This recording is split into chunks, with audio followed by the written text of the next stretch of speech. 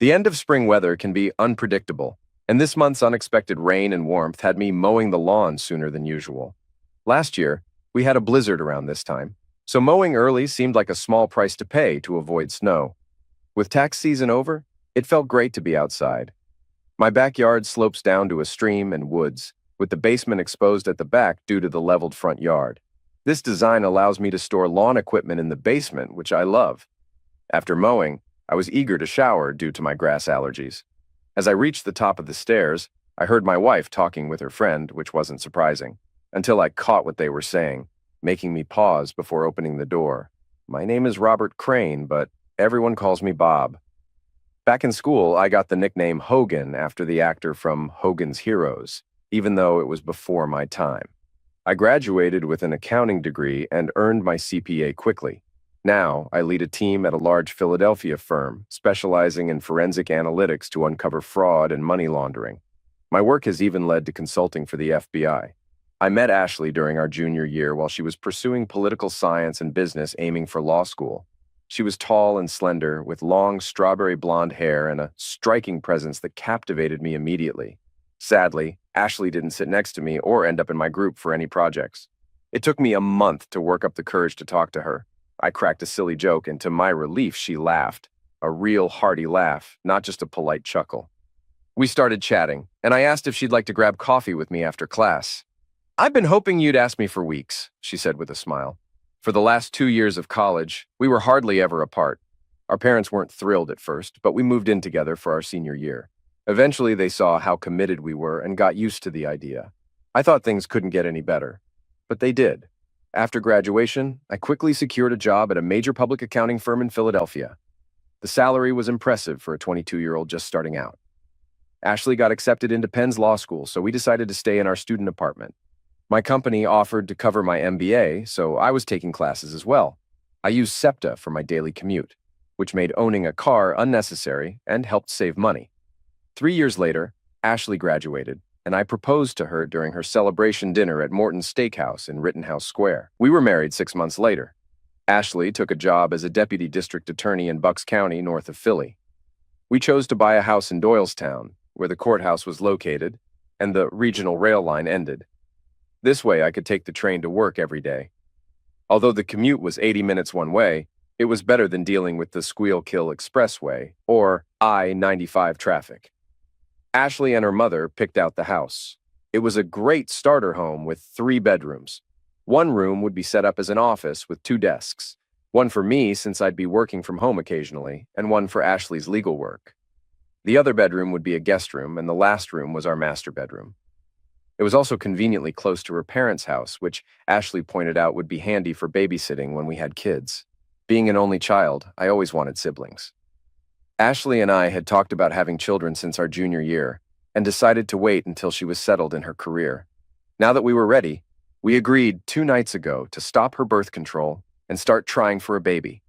I was happier than I had ever been, and that's when the sound I heard made my hand freeze on the doorknob. "Ashley and I decided it's time for me to get pregnant," Ashley exclaimed with excitement. Her friend Nicole Watkins immediately reacted with an equally enthusiastic, high-pitched squeal that made me think of whales stranded on the Jersey Shore trying to join in. While I stood on the stairs, I couldn't help but smile at their enthusiasm, which matched my own joy at the thought of becoming a father. Just as I reached for the doorknob again, a question made my smile disappear and took away my happiness. "That's fantastic, Ash," Nicole said. "But what about Paul?" "Paul?" "Shh," Ashley whispered urgently. "Hogan is outside mowing the lawn." There was a brief pause, and I could almost picture her scanning the area, waiting for me to appear. Then she continued speaking. "I've already told Paul that I'm ending things with him. He was okay with it. With Grossman stepping down from the Senate, Paul thinks he actually has a chance at the seat. Being caught having an affair with a married employee would definitely hurt his chances." Just like that, 3 sentences shattered my world. Paul Evans was Ashley's boss at the DA's office. A widower in his mid-40s, he had lost his wife Anne to cancer, leaving him to raise their daughter Barbara alone. Paul was deeply involved in politics, and Ashley had shared stories about his political maneuvers aimed at advancing his career. Now I realized how my wife had access to all that behind-the-scenes information. "Really?" Nicole asked. "Just quitting cold turkey?" You've been involved with him for 6 months, and now you're just going to walk away from him? Her teasing tone made me want to lash out at her. I had known Nicole from Penn, and although she was now Ashley's best friend, I thought she was still my friend too. It turns out I was wrong. Stop it, Ashley said, laughing. You're so naughty. Paul was a great lover, but he was just a bit of fun. I love Hogan, but Paul only used me for closeness and power. There was no love, just raw desire. Now that Bob and I are planning a baby, I don't want any complications. I love Hogan, and I'm committed to being a good and faithful mother. I wondered how many more cliches we were going to have to endure. Finding a strange car in the driveway and discovering them in bed together would complete the nightmare. The urge to burst into the room and scream or to destroy everything in sight was overwhelming. But my body felt paralyzed. Stunned, I was unable to move, and my heartbeat thudded in my ears. So quitting completely? Nicole nudged. Ashley responded with another giggle. Not exactly cold turkey, Ashley confessed. I have a conference with Paul in Pittsburgh next week. We'll have our final fling there. I'll miss the closeness, but Hogan and the baby are more important. I couldn't handle it any longer, but I didn't know what to do next. Loving Ashley was tearing me apart. My business instincts kicked in, and I realized I needed to step back and plan my next move. Making a loud racket on the steps, I acted like I was coming up the stairs. When I opened the door and entered the kitchen, Ashley and Nicole were sitting there with their teacups. Was there a hint of guilt on Ashley's face? Are you okay, honey? She asked, her voice filled with concern. It dawned on me that my cheeks were wet with tears. Allergies, I muttered. Spring's going to be rough. Go upstairs and take a shower, she said. Just leave your clothes outside the bathroom and I'll wash them right away so they don't mess up your closet. I bought you a new box of Claritin D last week, and it's in the medicine cabinet. Thanks, I said as I headed for the stairs. I needed some time to think. The next morning was Monday, and I took advantage of an early meeting to slip out of the house before Ashley woke up. The night before, I'd used my allergies as an excuse to go to bed early because I was overwhelmed with emotions. As I rode the train, I couldn't stop thinking about what I had overheard. On one side, my wife had been unfaithful, but claimed she was ending it to stay with me and have our child. Some might say I should accept that and be thankful she's returning to our marriage with the intention of being a good wife and mother. However, a voice in my head questioned if she might do it again in the future. Would she have another just act affair once the kids are in school? If that happened, a divorce would involve the kids, and Ashley would likely get custody, while I'd face hefty alimony and support payments. As an accountant and business analyst, I was trained to think about risk and reward. This situation was no different. My trust in her was shattered. The excuse of just act overlooks the core issue. It's the utter lack of respect shown to the partner. If the cheater truly didn't think their actions would hurt the other person, they'd be open about it, and I would have known all along. Don't get me wrong, I wouldn't have accepted her being with Don, but at least if she had talked to me about it, some respect would have been shown. Ashley's behavior demonstrated just how little she truly respected me. I went through my workday, but my mind was preoccupied with what to do next. Without solid evidence beyond the conversation I overheard, I hadn't noticed any signs of the affair over the past 6 months. Confronting Ashley directly without proof seemed risky and unlikely to yield any reward. Ashley would deny it, and Paul Evans would deny it. Pursuing the case in court would be financial ruin, as every judge, politician, and lawyer in the area knew Evans. I'd be buried to protect his reputation. Leaving and starting fresh somewhere else crossed my mind. The idea was tempting, but the house would feel like a burden. Since Ashley couldn't afford it on her own and we had little equity, she'd need to sell it quickly to avoid foreclosure. In today's market, that would be nearly impossible, and it would ruin both our credit scores. As a CPA, having poor credit would make it hard to get a new job. If you can't manage your own finances, how can others trust you with theirs? Before taking any action, I needed solid proof. It was surprising where I eventually found it. 3 days later, although I was trying to stay composed, I still had no concrete evidence to support what I had overheard. Her personal laptop was clean. There were no secret email accounts, no provocative lingerie hidden away, and no suspicious receipts. Everything seemed clear. Then Ashley called me at work to say we were invited to a party at Paul Evans' home on Friday night. I figured it was his big announcement for his U.S. Senate candidacy. I was tempted to make a grand revelation, but without evidence, it felt pointless. We arrived right on time for the event. Evans had a sizable McMansion near Washington Crossing with a small horse farm. A large tent was set up in the backyard for guests. When we walked in, Evans was at the head of the receiving line, acting like royalty. As a widower, he didn't have a wife to host, so he'd apparently enlisted his 21-year-old daughter to help. She greeted guests with a practiced ease. When it was our turn, Evans greeted Ashley with a broad smile, saying, "Ashley, you made it! How wonderful!" He gave her a polite kiss on the cheek before turning to me. "Robert, great to see you again. I'd be lost without your wife, but I hear you'll need to let her go soon as you start expanding the family." He laughed at his own joke. "Just make sure to return her to me when you're done, and there'll be no hard feelings." Another laugh followed. While Ashley blushed slightly, I was seething inside. His smug comment clearly had an underlying meaning that he thought I missed. "I'm not sure what the future holds," I replied in a flat, neutral tone, lacking any warmth. It was similar to how I would report audit results, professional but detached. Evans actually turned pale, and Ashley nudged me, whispering about my rudeness. Evans then smoothly moved on to the next guest, leaving us with his daughter. Though I was seething inside, I couldn't help but notice Barbara Evans, who was stunning. Her dark red hair and radiant smile reminded me of a young Maureen O'Hara.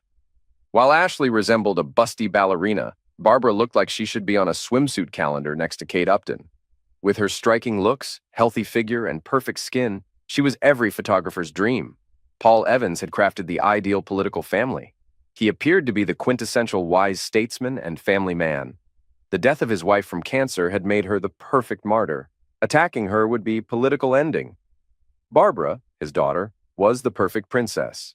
Homecoming queen, a senior at Penn majoring in business and pre-law, a former gymnast, and now a member of the Penn cheerleading squad. According to Ashley, Barbara planned to audition for the Eagles cheerleading squad at their next open call, now that she was 21. With a saintly deceased wife and a beautiful, smart, photogenic daughter, Evans was set to win over the press. "Robert!" Barbara exclaimed, hugging me warmly. This was more than a polite party hug. It was a genuine, enthusiastic embrace. Her body pressed against mine in a surprisingly pleasant way. "You look fantastic. No wonder Ashley keeps you hidden away. You never come to our parties. You should take it easier. Working too much isn't good for you." She managed to say all that in one breath. My anger shifted to complete shock instantly. I made a few polite comments about how great she looked and tried to move away, but then I realized two things. First, Barbara hadn't greeted Ashley. Second, what parties was she talking about? Ashley didn't give me a chance to ask, as she quickly jumped in with her own greeting to Barbara. We had no choice but to let the next guests take their turn in line. As Ashley and I moved through the crowd, I couldn't help but wonder what Barbara knew. After getting a drink for my wife, I asked, "What was Barbara talking about with all these parties?" Ashley just gave a dismissive smile and snorted, "Oh, she's just being a little brat. Paul sometimes holds team meetings and strategy sessions here. He says he thinks better with a drink in hand, and you never know who might be nearby at a bar. She's been around a few times when we've met here. And don't tell anyone, but Paul let her have drinks at home even before she turned 21. That explained where it was happening. The jerk was having an affair with my wife right here at his house under the guise of team meetings. They might even have real meetings where Ashley stayed until the end. Or maybe she left early and came back after everyone else had gone. That way, a team of lawyers would be less likely to question why Ashley stayed behind to help the boss clean up. With his wife gone and his daughter in college, he had no need for a discreet hotel room. Hence, no records of their rendezvous. "Does Barbara attend these team meetings?" I asked. Ashley brushed off the question. "No, she's just been home a few times when her classes were canceled. She's only teasing her dad about having parties during work hours." She pulled on my arm. "Come on, love. Let's get you a drink." For the next hour, Ashley stayed close to me, never more than a foot away. We chatted with several of her co-workers, and a few mentioned our plans to start a family. They expressed their sadness about losing Ashley for a while, but were excited for us. Honestly, it felt a bit awkward. Why did so many people know about our plans? An hour later, Paul Evans called for everyone's attention. Standing beside him with a smile was his daughter. He began by thanking everyone for attending and then moved into his major campaign announcement. Even though it was expected, everyone acted enthusiastic. I noticed the local paper's publisher and one of his reporters taking notes nearby. "It's clear this will be a major story in tomorrow's edition. I won't drag you through the rest of the party details. It could have been a pleasant evening if my heart wasn't in pieces and my mind wasn't racing, trying to find proof of what I'd heard." About 90 minutes after the big announcement, Margaret Williamson, the first assistant district attorney, came over to say that Paul wanted to meet with his staff. Margaret, who ran the office while Paul was an elected official, was the real powerhouse there. DAs changed every 4 years, but Margaret was a constant presence. Known for her toughness as well as her honesty and integrity, she was highly respected in the legal field. Ashley took the job partly because of Margaret. I liked her too. Margaret had been married for over 30 years to an electrician who supported her through college and now ran a successful electrical contracting business. Their devotion to each other always seemed like a model for Ashley and me. "Sorry to take your wife away, Hogan," Margaret said. "Paul wants to go over office organization after he's done with his campaigning." Then they both left. I moved away from a small group of spouses who were left behind for the meeting and headed to the far side of the large pool, away from the party's patio. There was a wicker swing chair hanging from chains, partially in the shadows. It was visible enough that people could see me if they looked, but not so obvious that I'd stand out. It was an ideal spot for me to gather my thoughts. Less than 5 minutes after I sat down, a voice broke the silence. "So, this is where you're hiding," a voice said softly. Looking up, I saw Barbara sliding into the wicker swing beside me. She positioned herself facing me slightly, without me needing to say anything. Her little black dress clung to her tanned thighs, subtly highlighting her figure without giving too much away. It was both alluring and innocent. The fact that I noticed this almost like an observer spoke volumes about my state of mind. "You seem like you're carrying a huge burden," she said. Talking about my problems with my wife's lover's daughter was the last thing I wanted, no matter how attractive she was. "We've just had a lot of audits at the office," I said, hoping to end the conversation. "Really?" Barbara responded, showing genuine interest. "I just finished my last accounting course at school. We spent quite a few classes discussing forensic accounting and its role in law enforcement. I found it really intriguing." That caught me off guard, even in my current state. "Seriously?" I asked, not quite believing it. "It's not exactly glamorous," she said, "but it's like detective work. You sift through a huge amount of information to find the right pieces and then piece them together to see the full picture. It's even more challenging when people try to hide the information." "Most people don't see it that way," I agreed. Barbara went into great detail about what she had learned and why she found it so interesting. I was actually impressed. I've seen interns at the firm who couldn't explain the topic as well. Focusing on her words helped me push aside my anger and her looks, allowing me to slip into a mentoring role. It provided a bit of relief from my emotional distress. "You really did enjoy the class," I said. "You have a great understanding of the subject." Barbara blushed at the compliment. For a moment, the glamorous image faded, and I saw a genuinely touched young woman. "I've thought about joining the FBI after I graduate," she shared. "Dad wants me to either become a prosecutor or work at one of his friend's law firms, but I'm not sure that's what I want. You should pursue your own goals rather than just following your father's path." I meant it sincerely, even though I wouldn't mind disrupting that guy's plans. I've collaborated with the FBI when audits revealed criminal activity. They're sharp professionals. Before Barbara could respond, Ashley emerged from the shadows. "So, this is where you've been hiding? You weren't up to any mischief, were you?" she asked playfully. Barbara faced my wife with a bright smile. "We were just discussing Bob's job. I recently studied it in class and wanted to hear from an expert." "Hogan is definitely that," Ashley said proudly. "I once read an audit report where an employee was embezzling funds using his boss's login. Hogan figured out that transfers happened while the boss was away on a trip, but the logins were from the corporate office. Most people would have stopped there, but Hogan dug deeper. I could have secured a conviction on that employee my first day out of law school. Hogan practically did the DA's job for them." Ashley's pride in me was evident, and it threw me off. How could she be so proud and loving while carrying on a 6-month affair with her boss? My confusion must have shown as Ashley asked, "What's the matter, dear?" "Nothing," I replied. "Just thinking about a problem." "Stop that! It's a party," Ashley chided me. Without missing a beat, she added, "Hogan, you won't believe the opportunity I've been given. Paul and Margaret want me to move into an administrative role before I go on maternity leave. That way, when I leave, no cases will be left unresolved. I'll be working directly with Margaret." A part of me felt relieved at the thought of Ashley being away from Paul, but my hope was short-lived. "I'll need to travel occasionally," Ashley continued.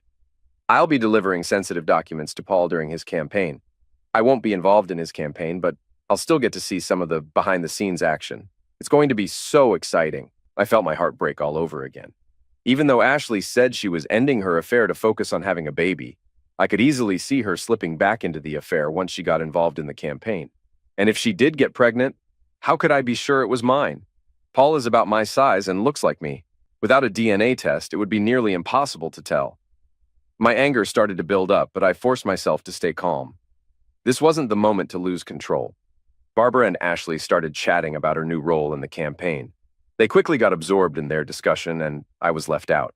I used the chance to pull myself together. After tonight, I would begin making a plan. I needed a way to combat Paul's political influence, but honestly, I had no idea how to start. 2 days later, the solution walked into my office.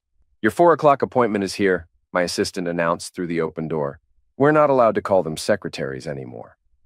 I checked my Outlook calendar and didn't see any appointments scheduled. Before I could respond, she walked in. Barbara Evans. "Hi, Hogan," she said as she entered. Her long, dark red hair cascaded down her shoulder. She wore a light sundress that highlighted her beautiful legs and sandals with straps that wrapped almost up to her knees. Her chest was modestly covered with no cleavage visible, but the fabric hugged her suggestively. The dress was held up by 2 thin straps, leaving her arms bare. I was at a loss for words as I watched her walk in. "I hope this isn't a problem," Barbara said as she shut the office door behind her. I told Mary we were meeting to talk about my career and how Ashley works for my dad. I stood up politely. "It's good to see you. I was just working on some reports." I pointed to the chairs in front of my desk. After she sat down, I took my seat. "What would you like to discuss?" Barbara's cheerful expression quickly faded. "I think you already know, Bob. I saw your reaction when you spoke with my awful father. I'm really sorry he's causing you trouble." I was taken aback. This wasn't what I expected at all. "What are you talking about?" I asked carefully. Barbara looked troubled. "It's about my father having an affair with your wife." I slumped back in my chair, shocked by her directness. "Did you just find out?" Barbara asked softly. I nodded. "I'm sorry. How? When did you find out?" I inquired. "About 3 months ago," Barbara said. "I'm not sure when it started, but I discovered it in February. I went home early one Friday and found them having one of their meetings at our house. I was supposed to have a late lunch with a high school friend, so I just dropped by to say hello and leave. Dad asked when I'd be back, and I said after dinner. Then my friend got sick and couldn't come. I picked up some lunch and went back home. That's when I saw my dad and Ashley having closeness in our hot tub. I took photos, including some of them running without clothes back into the house. There was a foot of snow outside, too. "You took pictures of your dad having closeness?" I asked, astonished. I also wondered if I could get copies of those photos. They would be very useful for the divorce. Barbara seemed to sense my thoughts. She reached into her bag, pulled out a large envelope, and set it on my desk. "These are the photos from that day, plus a few extras." Barbara gave a sly smile. "Dad has a security system at the house. It covers the entire outside and several rooms inside. If you have the website, key fob, and password, you can access everything from almost anywhere. There's also a thumb drive with video footage."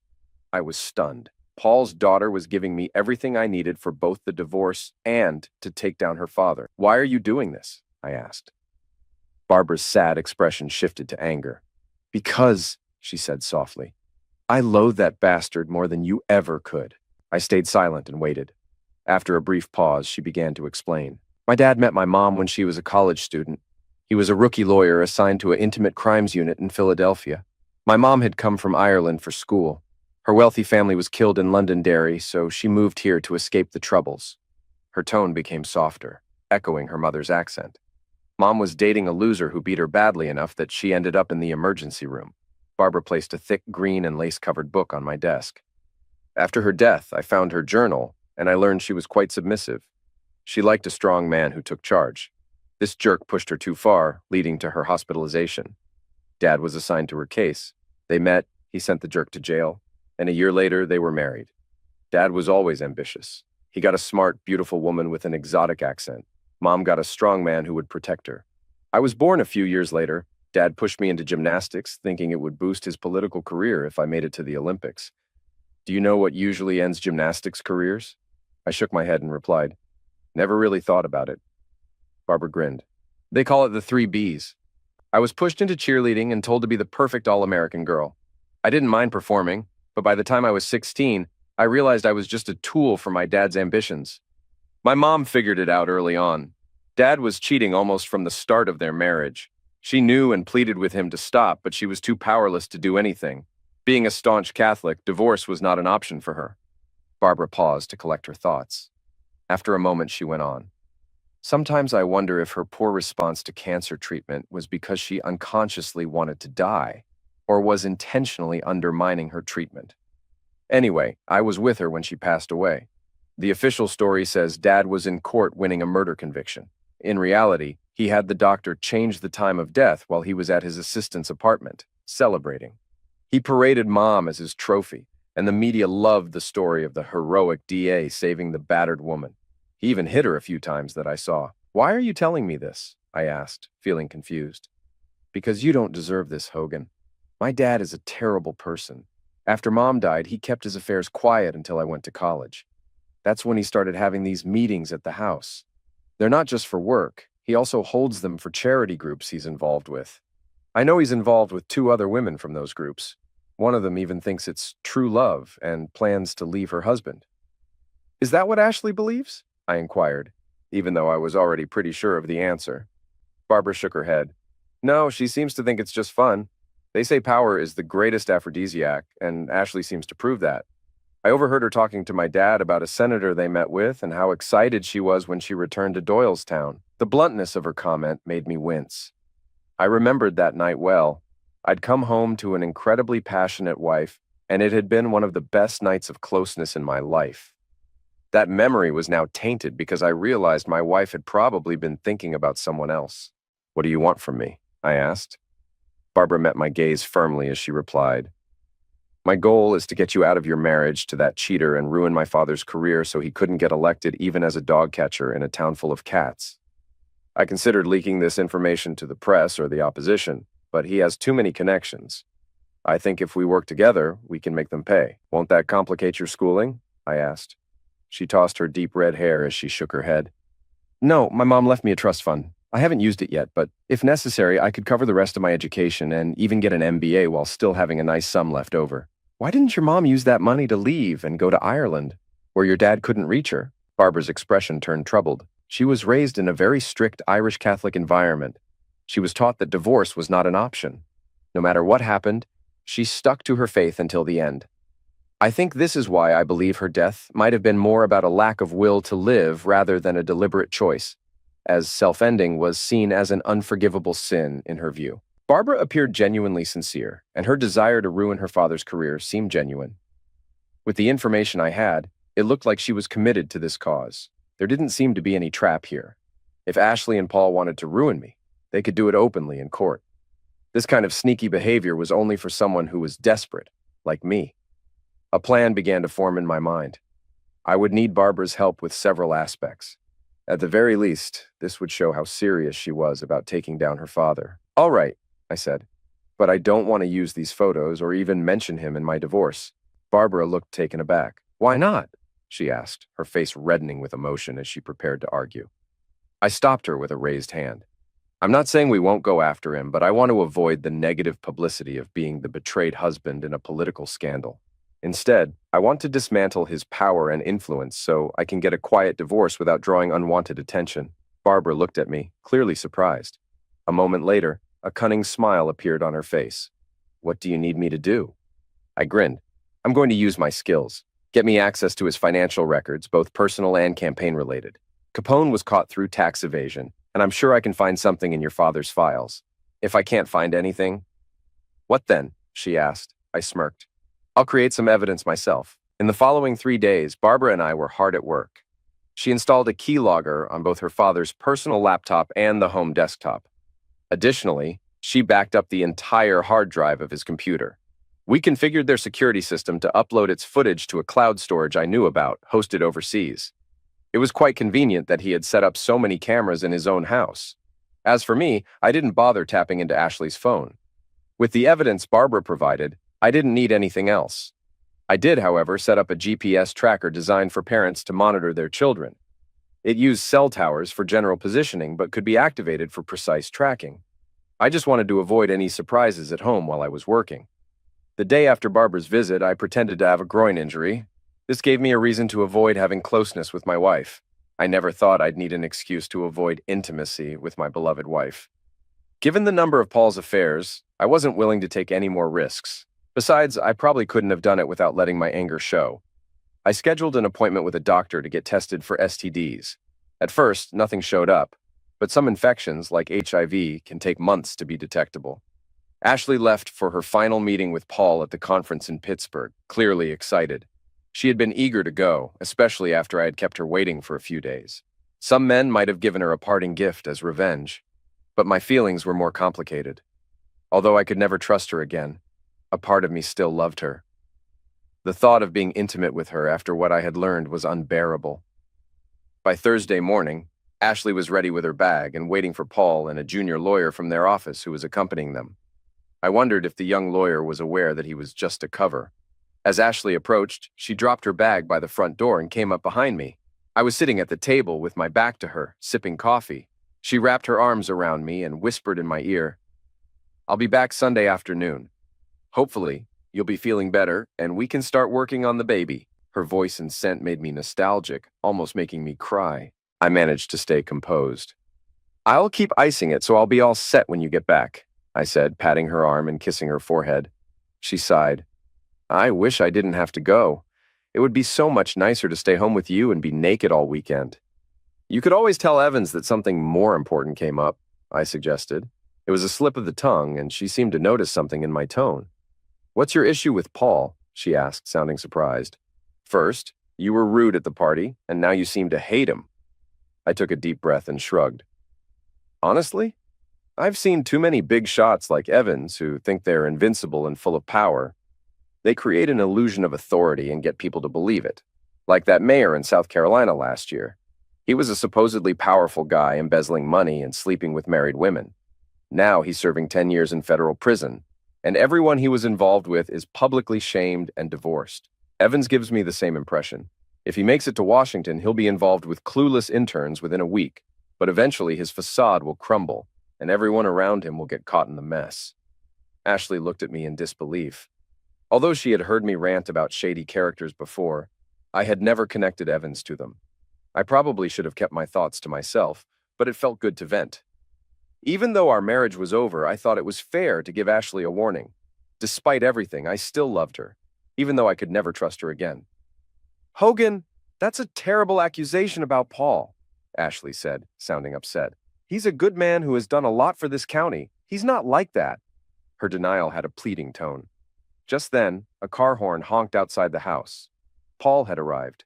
Ashley sighed in frustration and shot me a brief, irritated look that quickly turned into a mix of regret and what seemed like fear. "I'll be back in 4 days," Ashley said gently. "We can talk then, but be prepared, because we need to start working on having a baby." She pulled me into a passionate kiss, which I returned with equal intensity. "Have a good week," she whispered. "I love you. I love you too," I replied. Ashley picked up her bag and opened the front door. "Bye, dear," she called as she left. "Goodbye, Ashley," I said as I closed the door behind her. Half an hour later, I headed to catch the train to the city. Barbara and I had an appointment with the FBI. It turned out I didn't need to fabricate any evidence. Paul Evans' embezzlement techniques were moderately clever. Barbara and I met at her off-campus apartment to review the documents she had retrieved from his computer. The methods were fairly standard. I estimated that he had around $2 million hidden in an offshore account. While he had funneled that much money, I couldn't be sure if it was still there since those records weren't included. Most of the funds came from numerous small donors who wouldn't typically attract IRS scrutiny, but it was unusual that out-of-state people were contributing to a county DA's campaign. I traced several donors to individuals connected to cases where charges were dropped or plea deals were unusually lenient. Barbara uncovered the biggest revelation. The revelation was a big deal. It turned out she wasn't an only child. Evans had fathered 2 other children. One child was born 3 years before his wife's death, with the mother being one of his staff members. The other child was born 8 months after his wife died, and the mother was an 18-year-old volunteer from the hospital where his wife was treated. Evans had been funneling $2,000 a month to each woman, disguised as poll research consultants from campaign funds. Barbara's anger was so intense that she nearly wrecked her apartment. That red hair of hers is definitely a sign of trouble. By the time Ashley and Paul left, we had thoroughly examined Paul's records. Although we had most of the information, some questions remained unanswered due to our lack of resources. I documented all the findings and arranged a meeting with a senior FBI agent from the Philly office whom I had previously worked with. Barbara joined me to present the story we had prepared. Barbara's story was that after completing her forensic accounting class, she became interested in examining some real records. She decided to review her father's records out of innocent curiosity. When she noticed some irregularities, she reached out to me because my wife worked for her father and she knew of my expertise. Gary, the FBI agent, was a seasoned professional who suspected there was more to the story but didn't press us because we had essentially handed him a prime case. A corrupt DA in his own district, a corrupt DA who was running for the Senate. It was a case that could make his career falling into his lap like a gift from above. We took a cab back to Barbara's apartment since she had a late afternoon class, while I walked to 30th Street Station to catch my train home. I was considering packing up and leaving before Ashley returned. Gary assured me that he would expedite the case and aim to subpoena Evans' records by Wednesday. Once the investigation became known, it wouldn't be long before Evans realized how fragile his power was when everyone started abandoning him. Ashley called me while I was on the train home. She explained she was calling early because they had a big dinner planned, and she wouldn't be back to her room until very late. I had no doubt she actually had no intention of returning to her room that night. I responded with some vague comments saying it was fine. She noticed my distracted tone and asked what was wrong. I just had a meeting with some FBI agents about a case, I said. I'm on the train right now, and since the investigation is ongoing, I can't discuss it. That was all true. It seems like it really affected you, Ashley said with concern in her voice. Yeah, it's going to be a messy situation. It'll probably make national news when everything comes out, I explained. Really? Ashley asked, sounding curious. Can't you give me a hint? I couldn't resist. Corrupt politician, bribes, money laundering, scandals, marital affairs, and kids involved. Just typical summer novel stuff, I replied. Is it someone I know? She asked. I grimaced. I've already said too much. The Bureau would be upset if I revealed anything else, I said. Oh, you're no fun, Ashley pouted. Don't worry. Your secret is safe with me. After saying our goodbyes, she hung up. When I got home, the reality of my situation hit me hard. My marriage was over. We'd been together for 10 years, both dating and married. I never expected to be single again. But now that was my reality.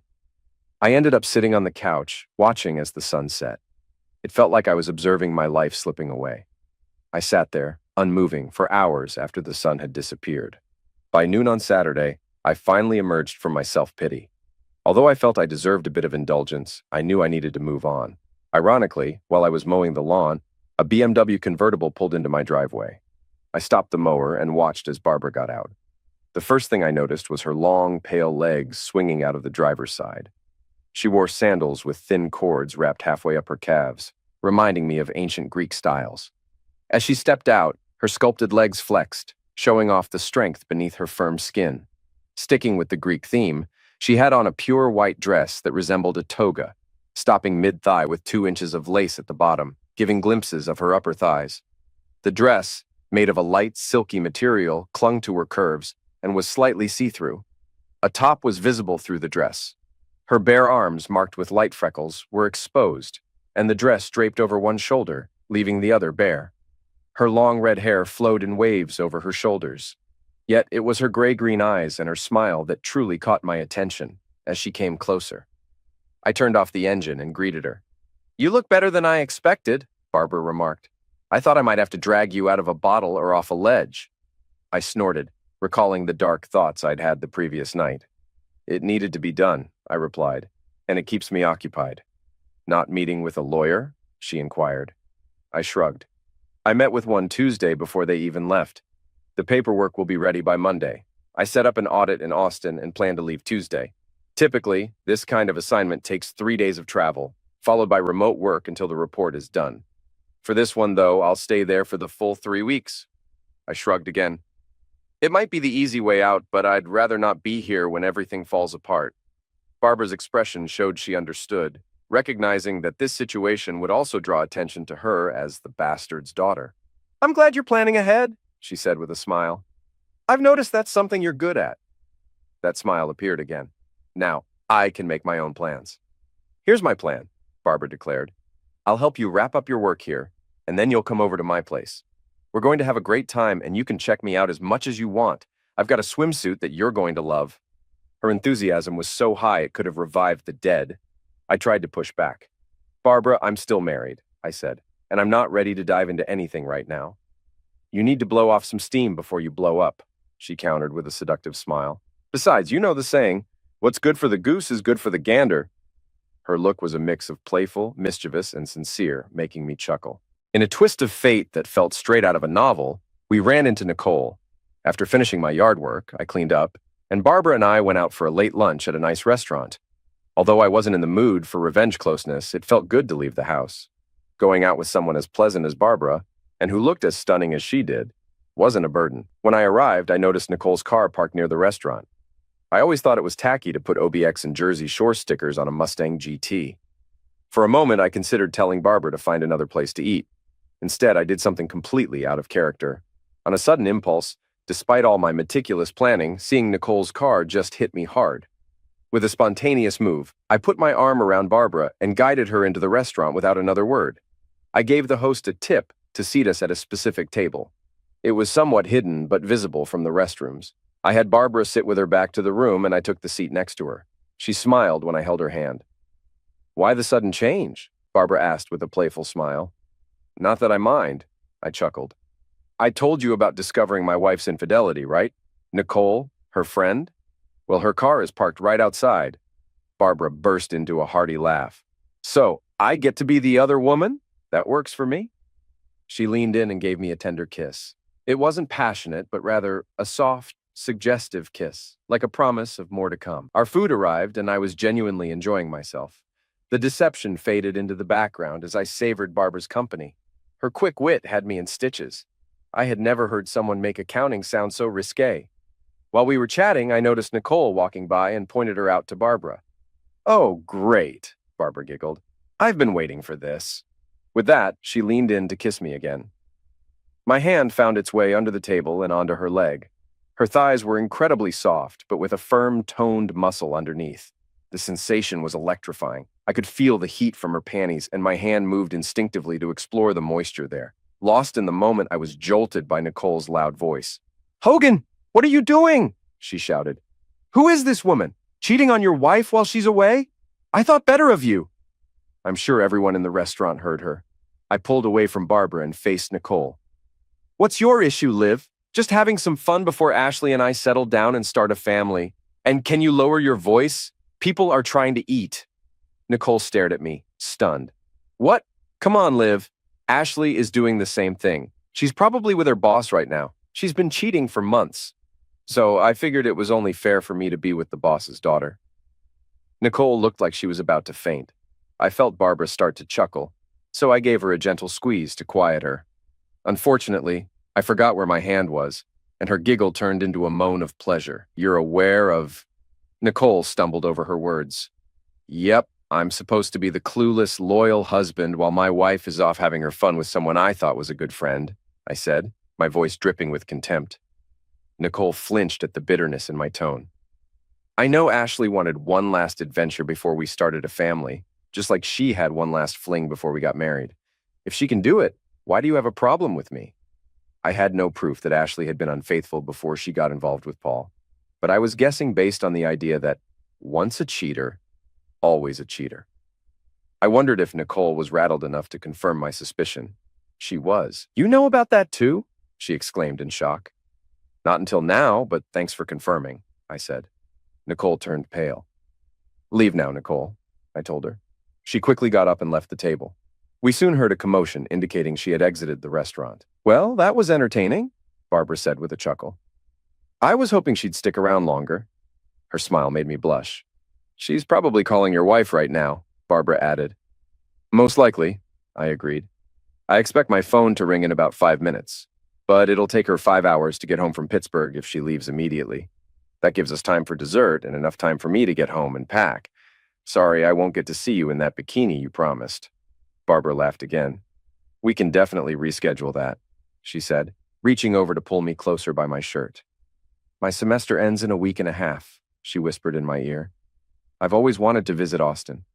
Before I could fully process her words, her tongue was in my ear. Epilogue. Yes, things went seriously wrong. Ashley began calling me just 10 minutes after Nicole left the restaurant. I listened to a few of her voicemails where she was enraged about my cheating. It almost made me laugh. After an hour of her messages and texts, I decided to block her number. I knew she would eventually try contacting me from another phone. But since she was driving back from Pittsburgh, she couldn't easily borrow someone else's phone on the turnpike. I went home, packed up all my personal belongings, not just what I needed for Austin, and left my house, probably for the last time. A hotel near the Philly airport became my temporary home after I dropped most of my stuff in a storage locker while searching for a new place. I spoke with Barbara a few times. She was staying with a friend as her father started leaving angry messages on her phone. I rescheduled my flight to Austin to leave a day earlier and flew out Monday morning. Ashley called me from different numbers, leaving tearful messages about how I could do this to her and questioning why I would ruin her career. Nicole's initial outburst had attracted a lot of attention. Someone posted a detailed account on their blog, identifying Barbara and me as the key figures. My comment about Ashley's affair with Paul was also shared, along with news that they were together in Pittsburgh over the weekend.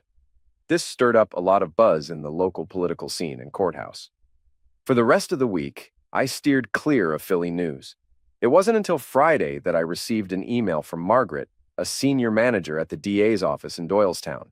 She expressed her apologies for the chaos, acknowledging that she knew Paul was seeing two women outside the office, but was unaware of Ashley's involvement. She also complimented my use of legal means to get revenge against a lawyer. Margaret reported that Paul was at the DA's office on Monday morning, trying to manage the fallout and deny any wrongdoing on his part. He claimed it was just my daughter's rebellion influenced by a cheating husband, was the story he tried to spin. Then, on Tuesday, Ashley received divorce papers citing adultery. The envelope contained photos, DVDs, and a letter from me. When Ashley read my note, her horrified scream brought Margaret and two others rushing into her office. Ashley sat there in shock, slumped in her chair, while Margaret noticed the pictures scattered on the desk. In my letter, I explained that I hadn't had an affair, but hoped she understood how I felt about her and the jerk. I told her I couldn't stay married to someone I no longer trusted, especially knowing she had been unfaithful before. Not much work got done at the DA's office that Tuesday. The following day, while Margaret was in Paul's office for a meeting, 4 men in suits walked in unexpectedly. Paul was shouting at them for disrupting an important meeting when one of the men informed him he was under arrest. According to Margaret, Paul was stunned when they cuffed him and escorted him out of the office. They paraded him out the courthouse's front door, passing reporters who had somehow been tipped off. I owed Gary a few beers for that. Margaret ended her email by apologizing for the chaos in her office and offering to help with anything I might need, saying I didn't deserve this kind of situation. While some of her message was probably to manage the fallout, I believed Margaret was being the principled, professional person I always thought she was. My plans for a quiet divorce were ruined by my own reckless, impulsive act with Nicole at the restaurant. Philly news stations quickly picked up on Paul's arrest and the charges against him. As I told Ashley, this had all the elements of a summer novel: closeness, betrayal, revenge, and way too much drama. The media loved it, and it was swiftly picked up by the 24-hour news networks. Since I was out of town, I managed to avoid the worst of the media frenzy. They hadn't tracked me down yet, as I had booked a second hotel room 10 miles away from the one listed on my work itinerary. Even though I had checked into this new place, reporters were still camped out trying to catch me. I saw on TV that they were stationed outside my house, but since Ashley wasn't coming out, they only managed to get footage of my in-laws coming and going. Barbara had the toughest time as the daughter who turned in her own father. Despite needing to attend classes and take exams, the media easily found her during the initial days. The situation improved when the school intervened and removed the reporters from campus, as they were causing too much disruption. It also helped when the 2 women who had children with Paul came forward to seek their moment of fame. After finishing her last final, Barbara quietly left campus and went to the airport. The media was disappointed, but not entirely surprised when she didn't show up for the graduation ceremony. Eventually, the story became a minor news item and remained in the background.